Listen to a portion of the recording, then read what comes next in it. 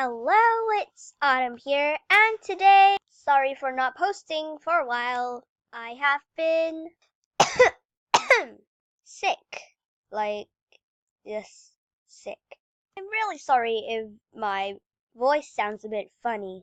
But today I want to talk about being sick, which I am right now, so yeah. Okay, so it started back on this Thursday. Wait a minute. Why are there words on my face? Not cool, man. Not cool. Now get out of my face. Sorry about that. Anyway, on Thursday, the whole grade had a vaccination, which was really bad because I hated getting shots.